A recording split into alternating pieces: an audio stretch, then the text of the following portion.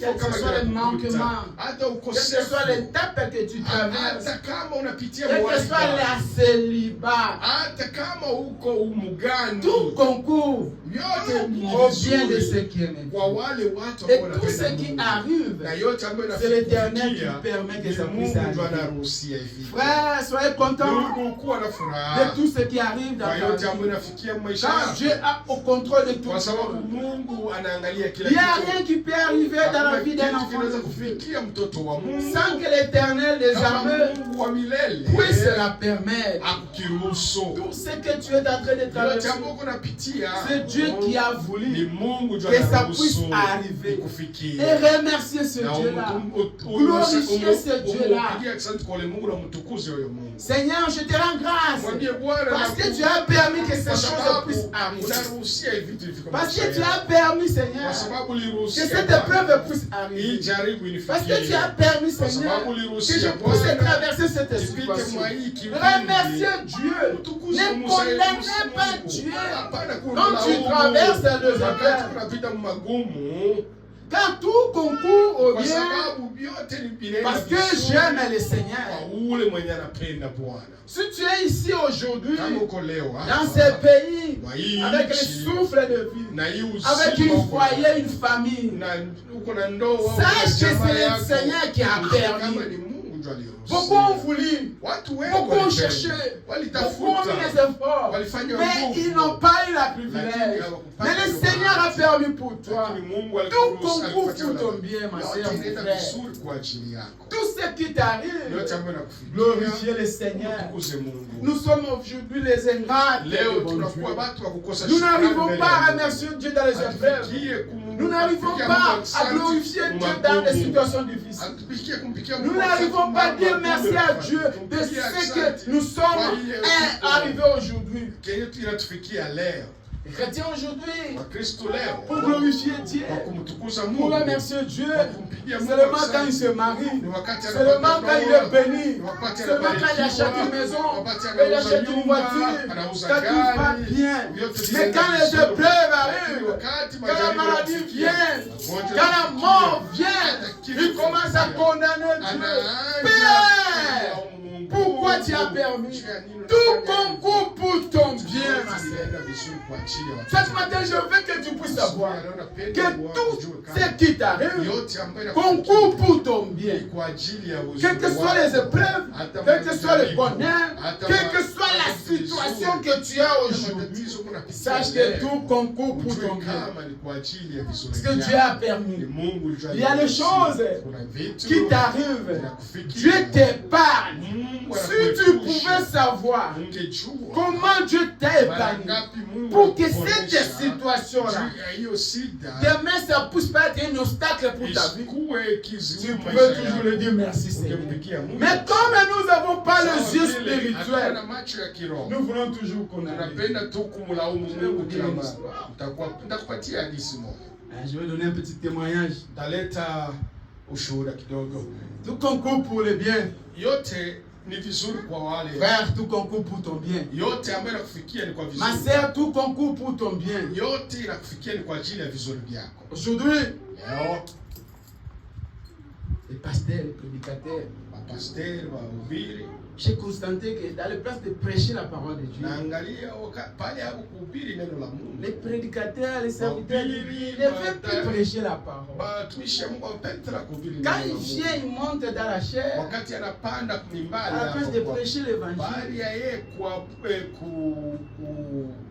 il vient avec les déclarations. Seulement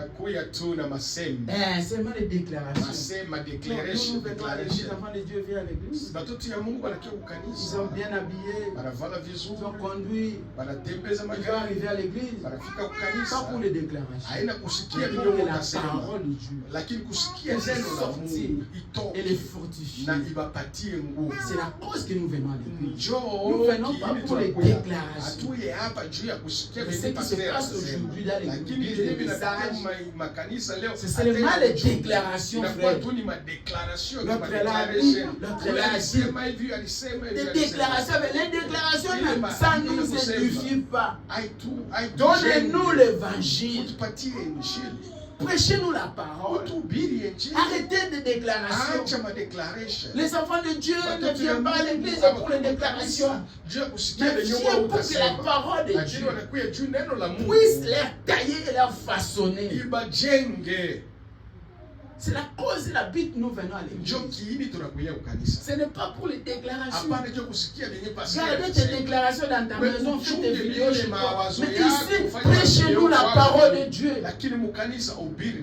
Alors que tu n'as plus l'inspiration. Si tu n'as pas l'inspiration, asseyez-toi. Donnez la place à ceux qui ont l'inspiration pour prêcher la parole. Les déclarations n'édifient pas les enfants de Dieu. Sur les enfants de Dieu. Ce qui édifie les enfants de Dieu, c'est la parole de Dieu. Je vais vous donner un petit témoignage. Tout concourt bien. Si nous avons la grâce de voir ce que Dieu fait pour nous épargner dans des choses, tu veux toujours commencer à dire merci Seigneur, merci Seigneur. Comme nous n'avons pas les yeux de voir, nous sommes toujours irreconnaissants et ingrats de compte. Nous voyons toujours que les choses ne vont pas dans notre côté. L'année passée, quand j'avais voyagé dans une ville ici, je suis arrivé là-bas, j'ai prêché la parole, et il y avait des sœurs dans cette église, et le pasteur de cette église m'a dit, frère, bon, comme tu es célibataire, tu peux parler avec un sœur. Comme j'avais encore 2 ou 3 jours là-bas, je parlais avec une sœur là-bas. C'était une chanteuse, il chante à l'église. Une chanteuse. Quand tu le vois comme ça, tu sens qui dégage la zèle de la parole. C'est ça ce que je dis, qu'il y a les infiltrés aujourd'hui à la parole. Ne regardez pas l'apparence de quelqu'un. Il vient, il s'agenouille, il parle, il dit non, celui-ci, non, que l'apparence ne vous trompe pas. Ça c'est juste une apparence. Quelqu'un qui est revêtu d'une apparence. Mais ce n'est pas ce qui est à l'intérieur de la personne. Ce qui est à l'intérieur, c'est là où on va connaître réellement si la personne est sainte. Mais ce n'est pas l'apparence. La sœur ne manque pas l'église. La sœur là vraiment, il chante avec l'onction. La sœur là vraiment, elle est douce. La sœur là vraiment, quand vous regardez, vous sentez l'onction, vous sentez la sœur. C'est un enfant de Dieu. Qui t'a dit? Avez-vous sondé? Pour le frère là vraiment. Vraiment quand tu parles avec, tu sens l'amour de la parole. C'est un frère, c'est un bon frère. Qui t'a dit? Il y a des infiltrés aujourd'hui. Dans toutes choses, il faut toujours laisser la volonté de Dieu te conduire. Et on a échangé le téléphone, on a parlé. Puis moi je suis retourné ici. À la grâce de Dieu, on a commencé à parler. Après un moment, un certain temps, après 3-4 mois, j'ai senti vraiment qu'il y a quelque chose qui ne marchait pas. J'ai senti vraiment qu'il n'y avait pas vraiment l'esprit de Dieu. On ne marie pas une femme ou un homme à cause de sa beauté ou de sa corruption. Non, il faut marier l'esprit qui est à l'intérieur de cette personne. Mais si beaucoup aujourd'hui nous commettons des erreurs, parce que nous tombons deux fois dans l'extérieur de la personne. Mais nous entrons pas dans la profondeur. Mais pour entrer dans la profondeur, il faut beaucoup prier pour que le Seigneur t'oriente et que Dieu puisse révéler l'intérieur de la personne. Ce n'est pas facile. Ce n'est pas facile pour que Dieu puisse te révéler réellement le caractère de la personne dans l'intérieur, au fond de la personne. J'ai senti que quelque chose n'écrochait pas. Un de ces jours, je l'ai appelé. Je lui ai dit, j'ai appelé aussi le pasteur. Je sens pas vraiment l'Esprit de Dieu. Je sens pas vraiment la crainte de la parole de Dieu. Je ne sens pas vraiment une chrétienne. Alors je préfère arrêter. La Bible dit, vaut mieux être seul et être mal accompagné. Vaut mieux rester seul. Apôtre Paul qui dit, vaut mieux rester seul, servir Dieu seul, qu'être mal accompagné. Parce que quand tu es mal accompagné, ma soeur, tu vas souffrir et tu vas regretter toute ta vie sur la terre. C'est pour cette raison, il n'est pas bon à un chrétien, un enfant de Dieu, un croyant du message, de se marier avec une païen, un païen. Frère, si tu fais ça, c'est une grosse erreur.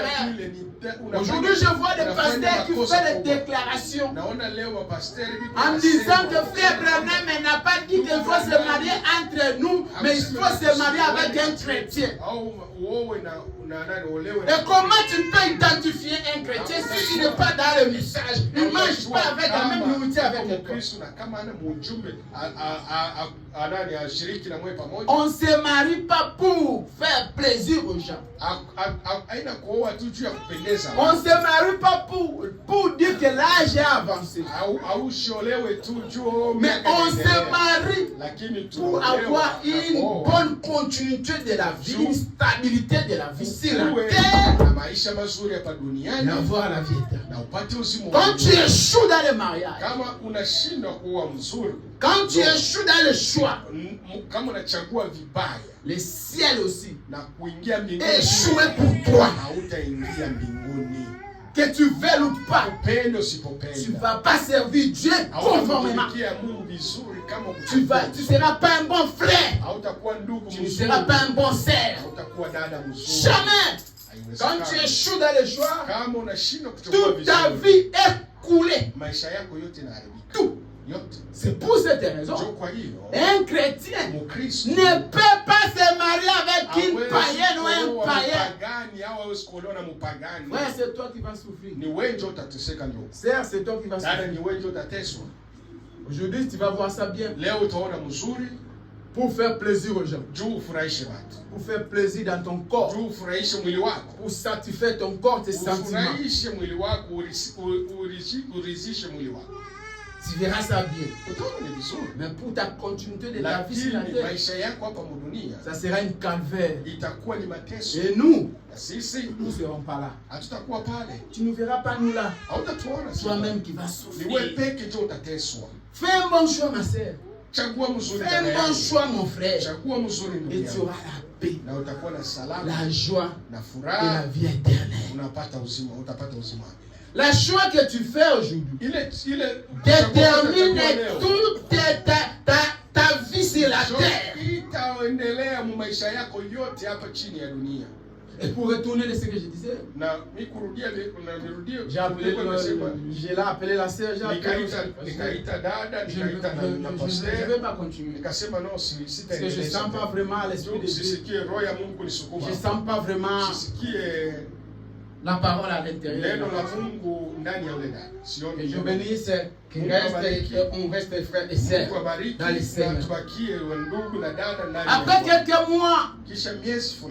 Après quelques mois seulement, j'apprends que la sœur vient de se marier avec un païen. J'ai dit, oh, tout concourt bien, on ne sait pas. Tu m'avais montré. Si je pouvais se marier avec cette personne, je voulais faire un choix avec une païenne sans savoir que je me mariais avec une païenne. Alors que c'était une zèle qui était avec la zèle. Mais vous ne confiez pas avec l'apparence. Attachez-toi à la personne qui a l'esprit de Dieu. Tout concourt au bien de ceux qui aiment. Dieu est capable de t'épargner d'une situation. Ne commencez pas seulement à condamner Dieu, à se poser des questions. Pourquoi Dieu a voulu pour t'épargner. Un chrétien qui chante à l'église, une sœur qui chante, qui a la zèle de la parole. Quand tu le regardes comme ça, tu sens la zèle de la parole. Mais comment il peut se marier avec une païenne? Parce qu'à l'intérieur de lui, ou à l'intérieur d'elle, elle avait déjà l'esprit de païen. C'était seulement son corps qui venait à l'église. C'était seulement son corps qui faisait qu'on puisse l'appeler sœur. Mais à l'intérieur d'elle, c'était un païen. Et une personne comme ça, quand tu maries un païen à la maison, tout concourt au bien de ceux qui aiment le Seigneur. Tout ce qui t'arrive, il faut toujours dire merci Seigneur. Ne condamnez pas Dieu. Ne jugez pas Dieu. Dieu permet que l'étape que tu traverses puisse arriver. Fais les bons choix de ta vie. Quels sont les gens que toi tu fréquentes? Quels sont tes amis? Quels sont tes compagnons au travail, à l'école, à la maison? Quels sont les genres de personnes que toi tu fréquentes? Qui? Quand tu fais un mauvais choix, il y a une mauvaise attirance, une mauvaise pression, une mauvaise chose qui va t'attirer. Le mauvais ami va t'attirer dans les mauvaises choses. Le mauvais camarade, le mauvais compagnon va t'attirer dans le péché, dans le monde. Je vois un frère qui n'a plus la zèle, la joie de la parole parce qu'il fréquente. Quelles sont les personnes qui fréquentent? Que Dieu vous bénisse.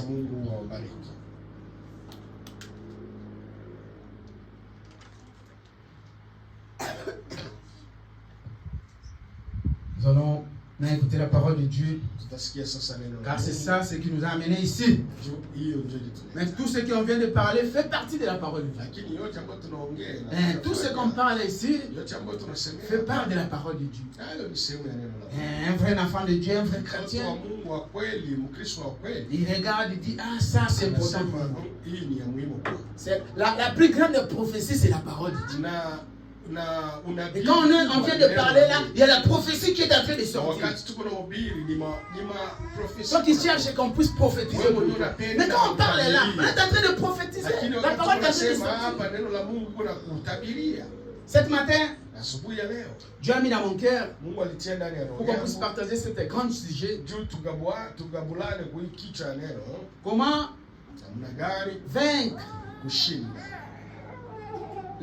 vaincre les grands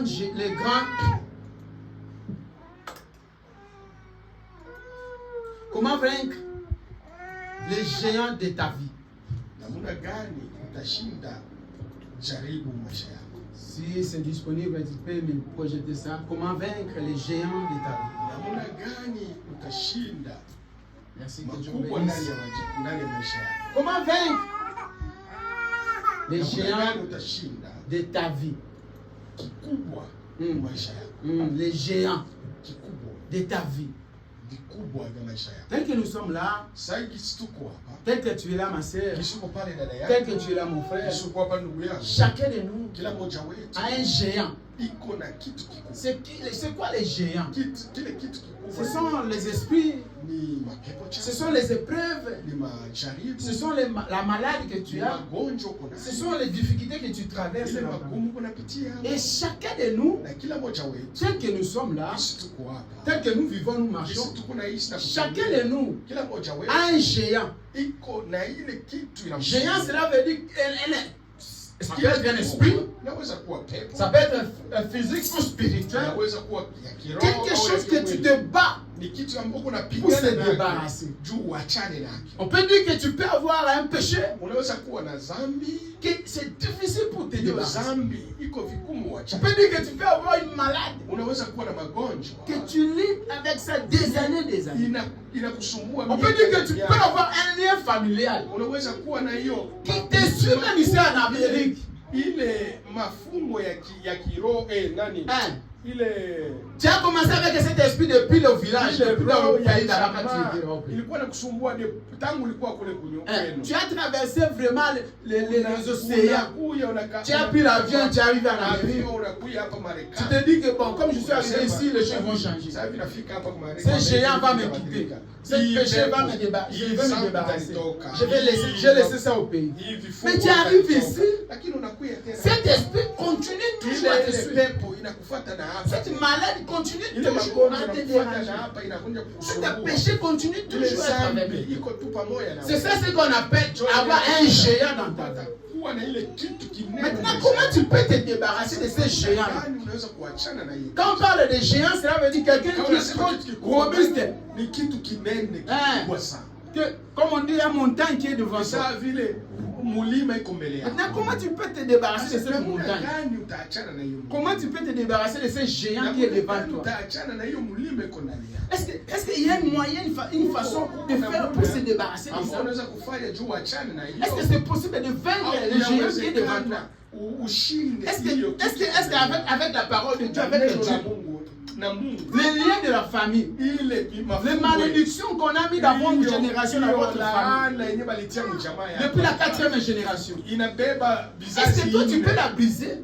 Parce que dans nos familles, surtout nous les Noirs, dans nos familles noires, dans nos familles africaines, il y a toujours des liens. Tes grands-parents ont parlé des choses. Que vous, dans votre famille, dans votre génération, il est génération yellow. Vous ne se marierez pas.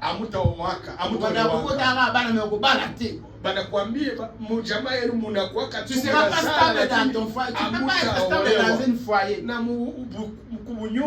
C'est un géant de ta vie.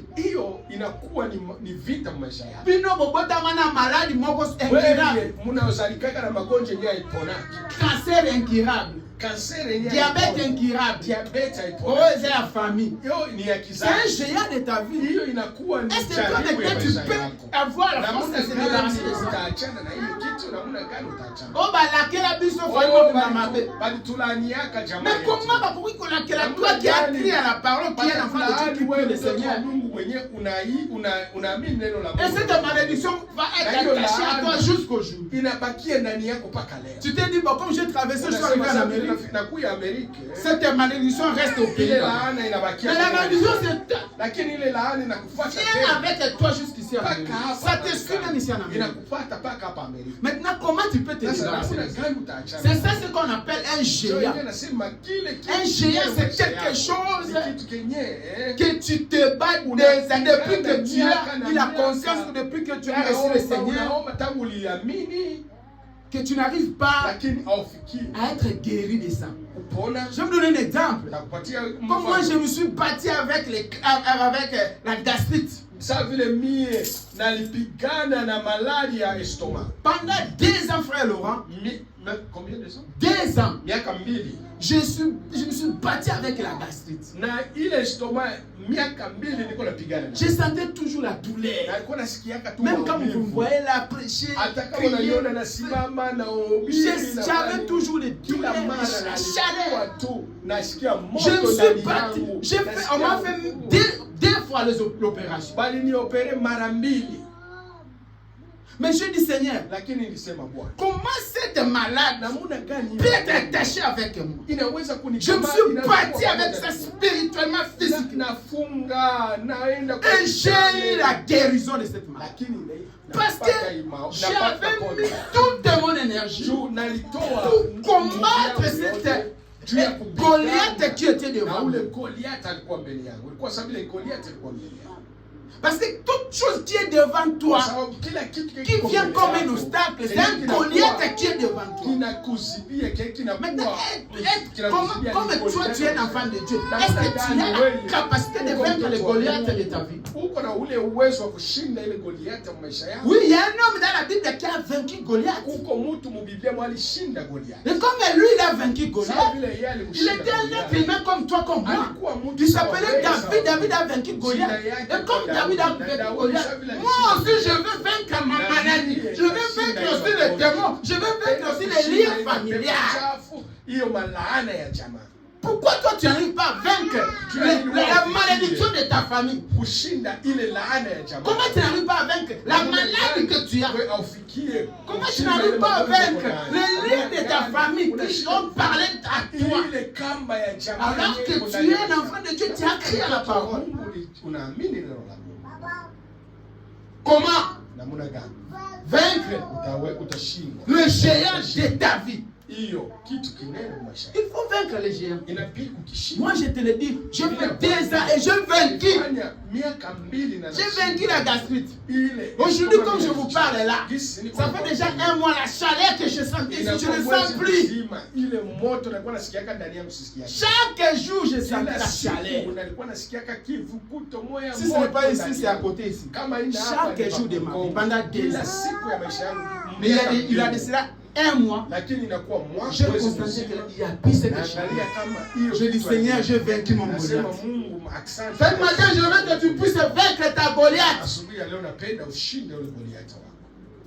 Tenez-nous debout, nous allons lire la parole de Dieu.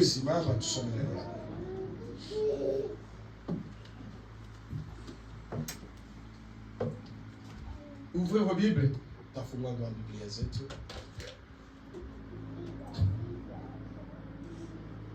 1 Samuel 17 36 1 Samuel 17 36 jusqu'à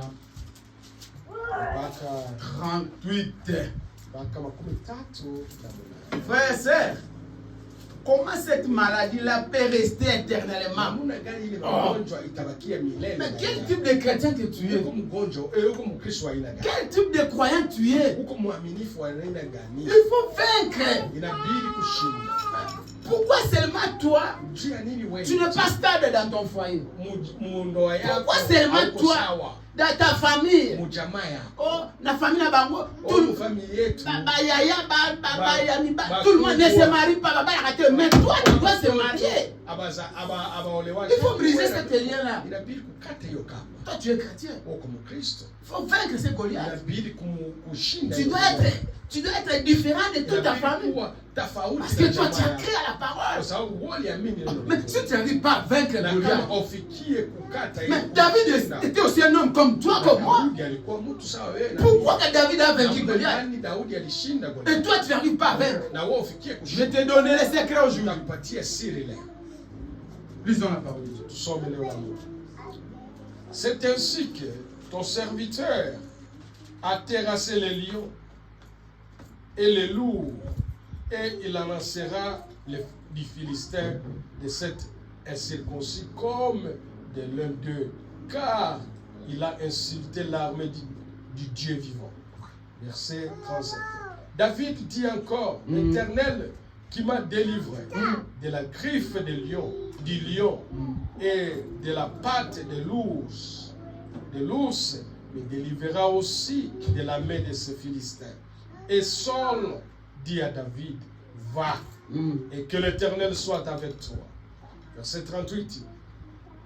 Saul fit mettre ses vêtements à David, et il plaça sur sa tête un casque d'airain et les revêtit d'une cuirasse. Jusqu'à 38 ans. Amen. Jusqu'à 38. Amen. Amen. Amen. Veuillez vous asseoir que Dieu vous bénisse. La Bible dit, l'Éternel dit à David, va. L'Éternel sera avec toi. Et ce matin, moi je vais te dire, ma soeur, mon frère, si tu fais comme David, et tu fais la ferme assurance, l'Éternel sera aussi avec toi. Et tu vas vaincre ton Goliath. Je ne sais pas les Goliaths que toi tu as. Moi j'avais les Goliaths de gastrique. Mais je ne sais pas ta Goliath. Ça peut être physique ou spirituel. Ça peut être une maladie. Ça peut être un lien de la famille. Ça peut être un péché incurable. Je ne sais pas ce matin les Goliaths que toi tu as. Mais ce que je sais seulement que chacun de nous a une Goliath qui se pose toujours devant nous.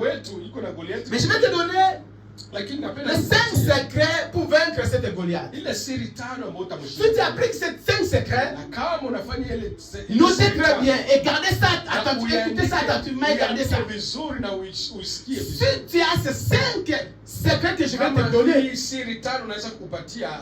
ça te fera que tu puisses vaincre ta Goliath. C'est quoi les 5 secrets que je vais te donner? C'est 5 pierres que David avait. David avait 5 pierres.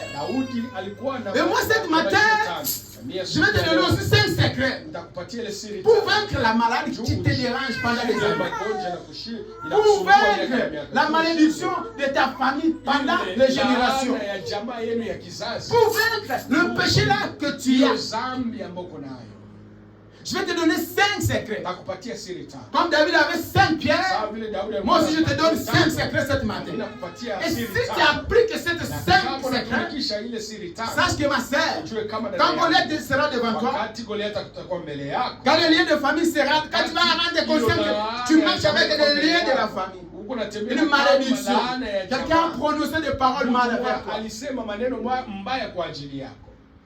Et que tu vois que ça commence, ça vit dans ta vie. Ça prend le feu dans ta vie. Cet matin, si tu gardes ces 5 secrets que je vais te donner et que tu l'appliques, moi je l'ai appliqué. Ça m'arrivait à un moment, j'ai commencé à me dire, frère Laurent, je ne serai plus guéri de cette maladie. C'est une maladie tellement difficile. Tellement difficile. Chaque jour, je me réveillais avec des douleurs. Et ça m'arrivait à un moment de me dire que je ne serai plus guéri de cette maladie.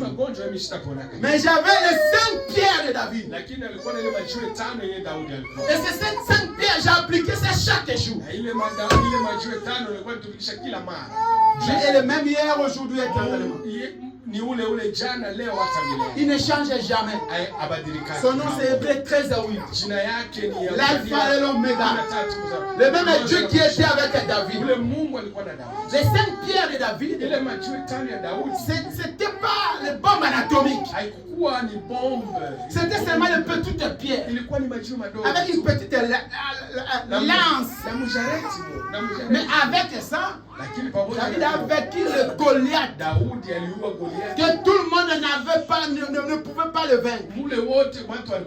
Mais David, à cause des 5 pierres qu'il avait, David a vaincu la Goliath. Et toi, cette matin, si tu appliques ça dans ta vie, ma soeur, mon frère, quelle que soit le montagne qui sera devant toi, quelle que soit la maladie qui sera devant toi, quelles que soient les épreuves qui seront devant toi, quelle que soit la célibat qui sera devant toi, quelle que soit la souffrance que tu traverseras dans ta vie, tu sortiras toujours victorieux. Tu sortiras toujours victorieux. Mais avant que je te donne ce secret, nous allons lire encore la Bible. Écoutez ce que la Bible dit. Apocalypse. Écoutez. Tout ce qui est. C'est ce que la Bible dit. Apocalypse chapitre 3, 21, 22. Je vais te donner les 5 secrets. Ma sœur, si tu gardes ces 5 secrets, les gens ne peuvent plus te comprendre. Mais comment les gars font pour vaincre? le secret de 5 pierres de David. Si tu as seulement ces 5 pierres de David, même si le monde entier peut se réunir, toutes les démons de cette terre peuvent se réunir. Goliath devant David, Goliath avait toutes les démons de la terre. David était comme un petit fourmi. Et David a avalé Goliath. Apocalypse. Apocalypse, chapitre 3, verset 21 jusqu'au verset 22. Écoutez. Celui qui vaincra. Celui qui vaincra. Je les ferai asseoir avec moi sur mon trône, comme moi j'ai vaincu et me suis assis avec mon Père sur son trône. Que celui qui a des oreilles à attendre ce que l'Esprit dit à l'Église. Amen. Celui qui vaincra. Frère, sœur, quand tu vainques le monde, quand tu vainques le péché, quand tu vainques l'Odyssée,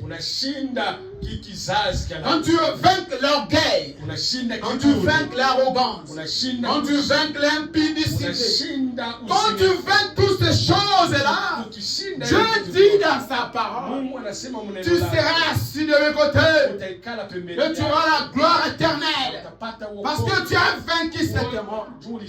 Ce n'est pas facile aujourd'hui. Aujourd'hui, ce n'est pas facile pour vaincre l'Odyssée. Et quand toi tu vaincs l'Odyssée, tu seras assis à côté du Seigneur. Tu sortiras victorieux. Ce n'est pas donné à tout le monde de vivre la parole. Ce n'est pas donné à tout le monde de vaincre le péché aujourd'hui. Ce n'est pas donné à tout le monde de vaincre tout ce qui brille aujourd'hui. Parce qu'aujourd'hui, nous sommes plongés, nous tous, à regarder envier le monde. Je vais avoir ça, je vais avoir ça, je vais avoir les avions, les personnes, je vais être riche. Mais la Bible dit, si toi tu vaincs, si tu vaincs toutes ces choses, tous les péchés, tu seras assis à côté du Père. Maintenant, les 5 pierres de David. Si je suis en conformité avec ma sœur, fais-moi balancer la première. La première pour vaincre l'Odyssée. Ou la première pour vaincre tous les liens. Dans les 5 pierres de David. La première pour que tu puisses vaincre. La première pierre que David avait, c'est d'abord la foi. Tu ne peux pas vaincre le Goliath de ta famille, le Goliath de tes péchés, le Goliath de ta maladie. Si tu n'as pas la foi, c'est impossible. Tu ne peux pas vaincre ça. Pour vaincre ça, il faut d'abord avoir la première pierre, ma soeur. Regardez ça très bien, mon frère. La première chose pour vaincre Goliath, pour être fort, il faut commencer par la foi. Quand tu as la foi, la foi c'est quoi? La foi c'est quoi? Des choses qui n'existent pas. Quand quelqu'un a la foi, des fois il vient comme un insensé. Les gens ne le comprennent même pas. C'est ce qui s'est passé avec David. Les gens n'ont pas compris David. Et toi David, l'armée, toutes les armées allaient là combattre les bas Goliath. Ils ont échoué. À combien plus fort? Mais Goliath a connu à Taoga. Et tu vas être disparu. Mais David, la première chose, David avait la foi. Dit, je suis petit. Je ne suis pas fort. Mais j'ai la foi. Et vaincre cette Goliath. Ça, c'est la première chose que David avait.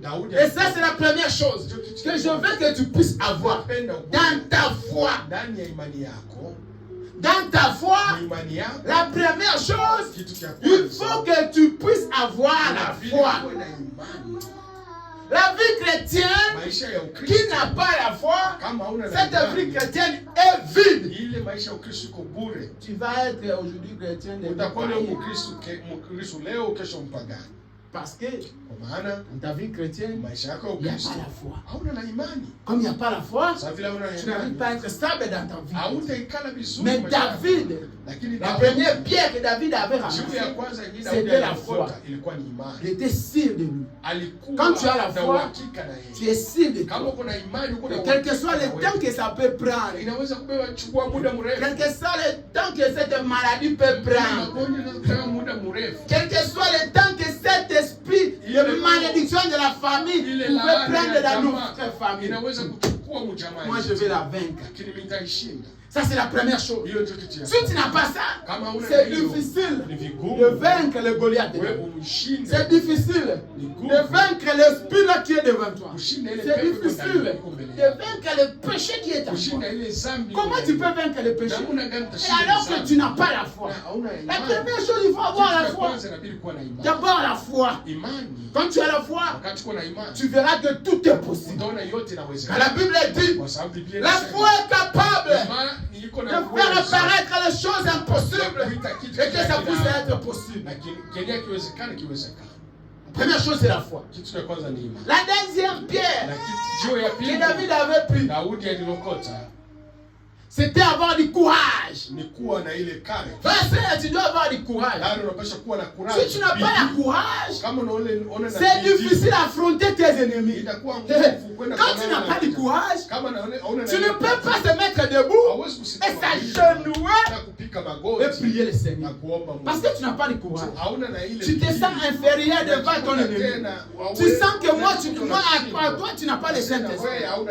Comme je n'ai pas le Saint-Esprit, comment je vais m'agenouiller? Tu vois seulement cette malade comme une grande obstacle, comme une grande montagne devant toi. Mais comme tu as du courage, tu dis que mon est dans terre est plus géant que celui qui est devant moi. Tu vas avoir du courage et d'affronter ton ennemi. Vous allez voir dans le monde un homme qui est costaud, mais un jeune qui est simple. Mais il est là, et comme il dit à la personne qui est costaud comme frère Laura, parce qu'il a le courage. Ce qu'il a avec lui, c'est le courage qu'il a. Frère Laura avec tout son biscuit, mais quelqu'un comme moi là, faites attention à son bataillon. Ce n'est pas parce que j'ai la force, mais c'est parce que j'ai la courage. Et avec cette courage, frère Laura peut avoir peur de moi. Si le diable n'a pas peur de toi, parce qu'il sait que tu n'as pas le courage de l'affronter, toi devant toutes les maladies, tu commences à se rappeler. Devant les épreuves, toi tu pleures. Tu n'as pas le courage d'affronter d'autres choses que les gens peuvent regarder. Qu'est-ce que cette femme a fait? Qu'est-ce que cette sœur a fait? Qu'est-ce que cette frère a fait? Et les gens te regardent comme ça. Te disent, mais tu as du courage. Comment tu as osé de faire ça? C'est avoir du courage. C'est ça que David avait. La deuxième chose que David avait, c'était avoir du courage. De regarder Goliath dans les yeux et dire à Goliath, Goliath, moi je vais te vaincre. Goliath a regardé. Toi tu es malade, toi. Les grands soldats vont gérer vaincre toi là. Mais toi, je vais te piétiner. David a dit, Goliath, si on me met moi et toi, je vais te vaincre.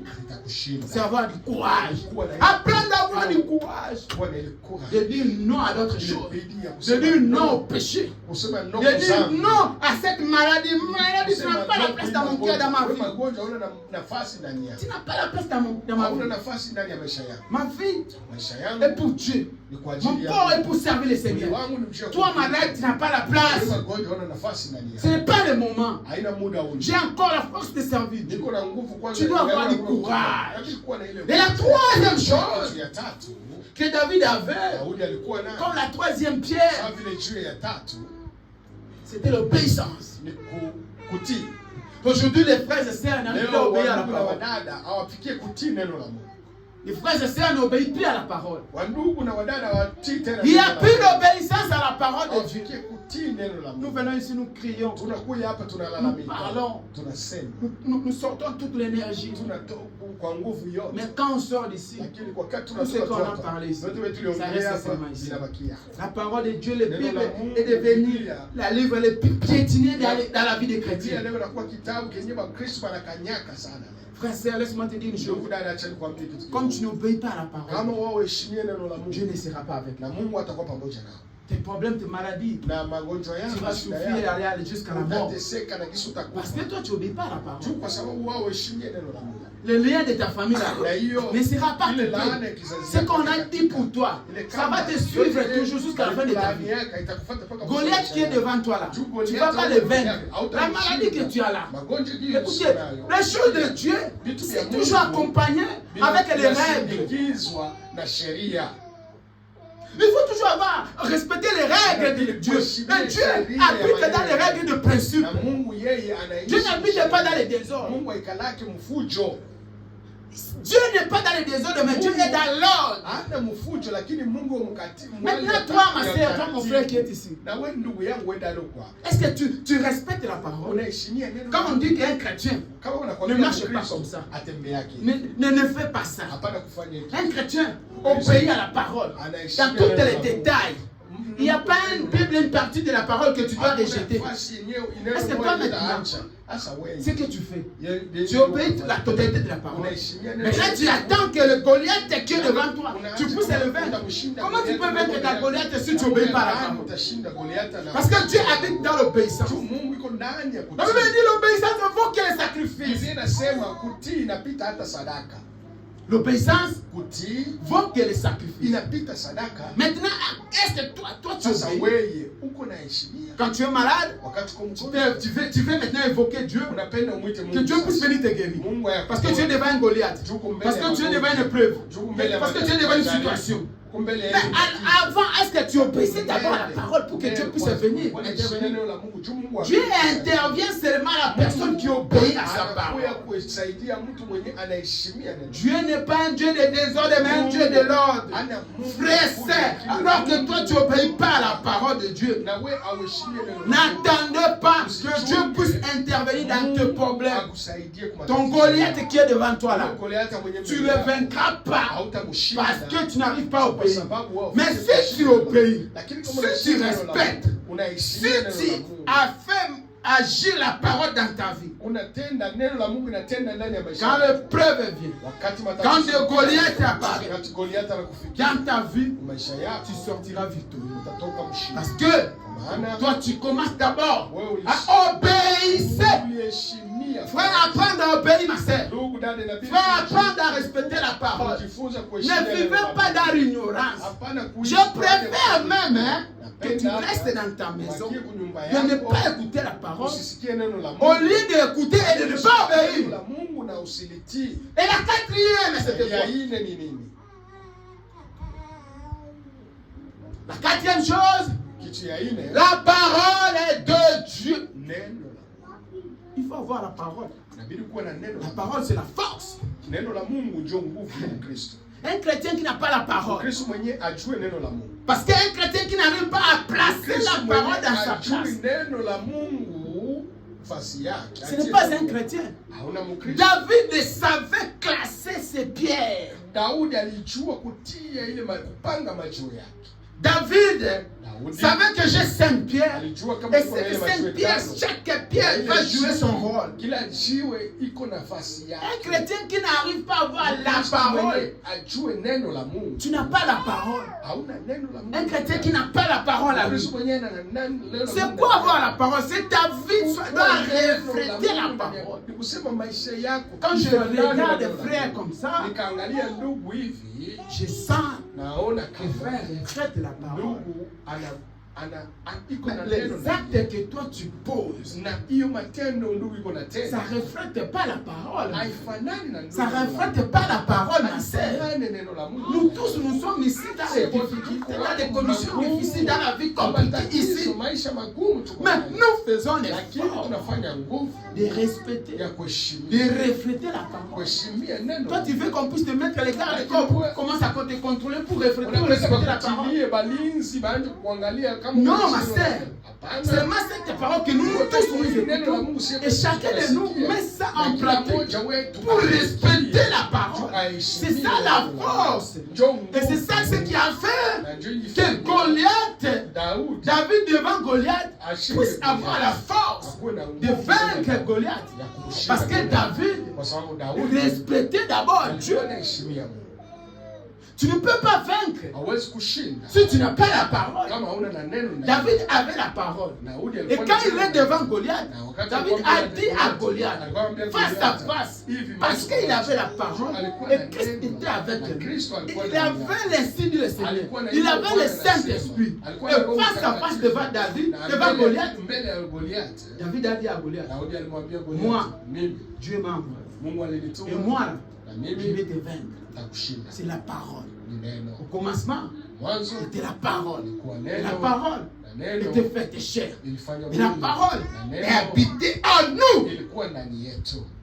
Quand tu es un enfant de Dieu, tu dois avoir la parole. La parole, c'est Christ qui habite en toi. Ce que tu parles, ce que tu prononces, le ciel va écouter et va agir. La parole est la puissance.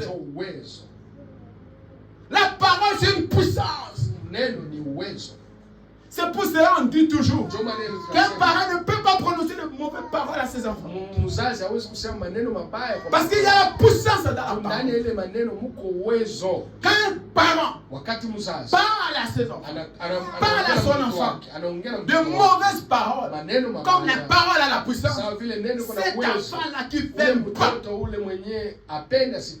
au moins qu'il y ait une malédiction sans cause. Mais si la cause est établie, un parent prononce, frère, que tu veux ou pas, ce sera atteint de ces malédictions. Il y a une puissance dans la parole. C'est ce qui a fait que David puisse avoir la quatrième pierre de David. C'est la parole. Ce n'est pas n'importe quelle parole. C'est la parole de Dieu. Et les parents qui maudissent, ce n'est pas n'importe quel parent. Ce n'est pas un parent qui a abandonné les enfants, un parent irresponsable et qui va prendre sa bouche pour commencer à dire: je te maudis, toi et cet enfant-là. Ça n'aura pas d'effet. Le parent qui parle, c'est un parent qui se fait souffrir pour te faire donner à manger, pour te faire donner à vivre, pour te faire scolariser, pour faire toutes ces choses-là pour toi. Ce parent-là a un pouvoir parce qu'il a sacrifié sa vie pour que toi tu puisses être ce que tu es. C'est la raison pour laquelle il y a une puissance, il y a une force dans la parole. Ne parlez pas n'importe quoi à tes enfants ou à quelqu'un. Si réellement tu es à Dieu, il faut faire attention à tes paroles. Parce que quand tu prononces, ça peut avoir le fait parce que tu es à Dieu. Et la quatrième chose que David avait, c'était la parole de Dieu. La parole de Dieu. Et la cinquième pierre, pour terminer, David avait la prière. Mais avant qu'on puisse décortiquer la prière, nous allons lire un peu frère Branham. Amen. Nous allons lire un peu frère Branham. Disons frère Branham dans les brochures. Comment puis-je? Comment puis-je vaincre? Page 12, ma soeur. Mets-moi la page 12. Voilà. Comment puis-je vaincre? Paragraphe 12. Écoutez ce que frère Branham a dit. Allez-y, frère. Donc, nous voyons les erreurs que nous sommes en train de vivre, la condition actuelle, et nous voyons ce qui est arrivé. Le Saint-Esprit adresse une réprimande à l'âge qu'il a expulsé. Mais malgré tout cela, avez-vous remarqué, c'est lui qui vaincra. L'Assemblée dit Amen. Même dans cet âge de l'Église, mondain et méchant, c'est lui qui vaincra. Nous voyons là que Dieu a toujours eu des vainqueurs. Il a eu des vainqueurs dans chaque âge. Dans chaque âge, Dieu a toujours des vainqueurs. Il y a toujours eu, à chaque époque, dans chaque âge, qu'il y a eu sur la terre, Dieu a toujours eu quelqu'un qu'il a pu mettre la main pour qu'il soit un témoin sur la terre. Alléluia. Il n'y a jamais eu une époque où il n'avait pas eu de témoin. Bien que parfois, il n'en avait qu'un seul. Mais quelqu'un vaincre. Là, comme par exemple les saints d'Adam. Amen. Amen. Dieu, frère Branham a dit, Dieu, dans chaque âge, a toujours eu quelqu'un, même mais qui vainque. Même si c'est difficile, mais Dieu a toujours un témoin qui doit vaincre. Il y a toujours une personne qui vainc toujours le monde, qui vainc toujours la Odyssée, qui vainc toujours dans toutes les générations. Vous voulez qu'on puisse commencer aux Genèse? Noé avec ses enfants, ils ont vaincu ces générations. Lot avec ses enfants, ils ont vaincu. Dieu a toujours un témoin dans toutes les générations. Écoutez encore, frère. Paragraphe 87. Paragraphe 87. 87. À l'époque de Lot, oui, elle n'a pas pu s'empêcher de jeter un regard en arrière. Un long regard derrière elle. Oh, j'ai quitté une terre qui est là-bas. Nous avons passé de bons moments ensemble. Je ne l'oublierai jamais. Jamais. Et elle s'est retrouvée exclue, comme ce qui était arrivé à l'époque de Noé. Alléluia. Elle a été exclue sans miséricorde. Et elle a péri. Et le bloc est toujours là aujourd'hui. On prétend, oh, je ne sais rien de moi-même. Oh, que si on a cassé un morceau, ça repousse une colonne de sel. Si jamais vous voyez le film de Sodome et Gomorrhe, Alléluia, vous y verrez là la colonne du sel et de le sel original qui se trouve là. Amen. Écoutez encore. Ce qui était là, Frère Branham.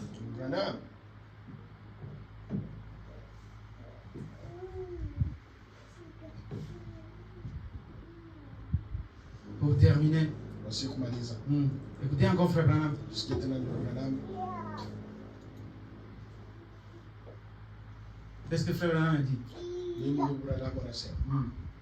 Lisez, frère.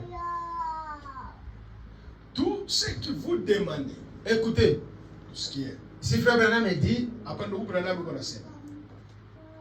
de la 5e pierre que David avait, et que la Bible dit qu'il faut avoir la force de la prière. Et Frère Branham a dit que tout ce que vous demandez en priant, c'est ce que Dieu vous le donne. Écoutez ce que Frère Branham dit. Tout ce que vous demandez en priant, croyez que vous l'avez reçu. Amen. Vous le verrez s'accomplir. Alléluia. C'est là où vous serez accordé. Amen. Tout ce que vous demanderez. Ça c'est bien notre Seigneur Dieu. C'est notre Seigneur Dieu qui a dit. Si c'est frère Branham qui est en train de dire. La 5e pierre que David avait pour vaincre Goliath, c'est la prière. David, avant qu'il puisse aller combattre, avant qu'il puisse être face à Goliath, avant qu'il puisse se tenir devant Goliath, alors qu'on a fait les habits de grosse habits qui sont protégés. Mais David a regardé que non, ça pèse tellement. Pourquoi le péché en toi, ça pèse, ma soeur. Et David a dit non. Il faut que je sois libre. Mais avant que je puisse y aller, David est entré dans la chambre. Il a cherché la face de Dieu. David savait que Goliath, ce n'est pas n'importe qui. Et que moi, je suis incapable de vaincre Goliath.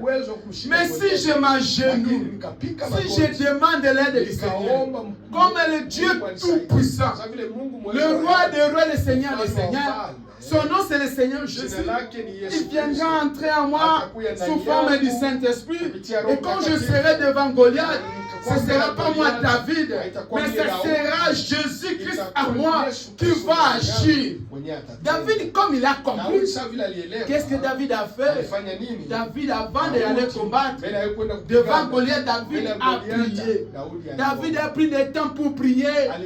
Frère et sœur, tu n'as plus la force dans la prière et tu veux vaincre la malédiction de ta famille. Et tu veux vaincre la maladie que tu as. Dans quelle prière que toi tu fais? Si elle ne sait même pas prier, 10 minutes c'est beaucoup. 5 minutes c'est beaucoup. Des fois même il ne prie pas. Et toi tu veux vaincre la maladie. Tu veux chasser le démon qui est dans ton enfant. Tu veux vaincre les Goliath qui est devant toi. Dans quelle manière tu vas le vaincre? Pour le vaincre, il faut avoir la force de la prière. Parce que la prière évoque le Seigneur. Quand tu pries, ma soeur, quand tu pries, mon frère, tu évoques le Seigneur qui puisse descendre et qui puisse t'accompagner dans ce que tu veux faire, qui soit avec toi. Mais dans quelle prière? Ce n'est pas n'importe quelle prière. Ce n'est pas la prière là que toi tu fais là. Une prière sincère. David a gêné. David s'est inscrit des gens. Il est allé quelque part pour être en contact avec Dieu à travers la prière. C'est ça la 5e pierre que David a fait. Et ici, frère Bernard me dit, tout ce que vous demandez en priant par notre Seigneur, sache que vous l'avez reçu. C'est à travers la prière que tu peux guérir cette maladie qui est à toi, cette Goliath qui est à toi, cette montagne qui est devant toi. C'est avec la prière que tu peux couper les liens de ta famille, la malédiction qu'on a mis à toi. C'est avec la prière que tu peux chasser les démons, que tout démon n'aura pas la place dans ta vie. Il n'y a que la force de la prière qui a fait que Goliath puisse être tombé. Si le pied de David avait la force, c'est parce qu'il était accompagné avec la puissance de la prière. Et la prière, c'est la bombe anatomique. Quand tu pries, et que l'Esprit de Dieu descend, quand tu prononces la parole, c'est une bombe anatomique que tu bombardes l'ennemi, qui est la maladie qui est en toi, qui est la malédiction qui est à toi, qui est le souci que tu as. Pour détruire ça, c'est à travers la prière. Cet matin, ma soeur, je veux que tu puisses retenir les 5 pierres qui peuvent faire que tu puisses vaincre tous tes ennemis. Les 5 pierres qui fera que tu puisses vaincre le Goliath de ta vie. Si c'est la maladie, si c'est le lien de la famille, si c'est le péché, le péché incurable, depuis des années, tu vis avec ce péché-là. Il y appliques cette sainte pierre, si tu mets cette sainte pierre en pratique, tu pratiques cette sainte pierre, tu sortiras victorieux. Tu vas vaincre toutes les esprits, toutes les maladies, toutes choses et des situations qui seront devant toi. Si tu appliques les 5 pierres de David, ce matin je t'ai donné les 5 pierres de David. Et si tu mets ces 5 pierres en pratique, tu sortiras toujours victorieux dans ta vie. Tu ne sortiras pas avec l'échec. Devant toute la situation, toutes les circonstances qui seront devant toi, tu seras toujours victorieux. Pourquoi? Parce que tu as les 5 pierres. Frère, sœur, cet matin, je t'invite à garder cette 5 pierres. Mais ne la gardez pas seulement, mais c'est en pratique.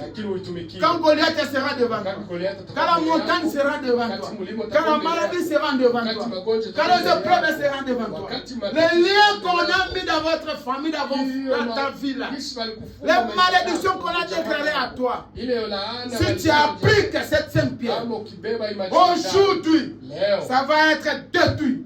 Aujourd'hui, tu vas vaincre cette maladie. Aujourd'hui, tu vas vaincre tous tes péchés. Aujourd'hui, tu sortiras victorieux. Dans le nom puissant de Jésus. Que Dieu vous bénisse. Tenez-nous debout. La parole est sortie. Les 5 pierres de David. Mais c'est en pratique. Et tu sortiras victorieux. Tu seras toujours victorieux, ma sœur. Tu vas vaincre. Comme David a vaincu. David c'est un homme comme toi, comme moi. Il n'était pas un extraterrestre. Mais il a seulement appliqué les 5 pierres. Et en appliquant les 5 pierres, il a fait tomber les géants. Ce qui a fait souffrir Israël.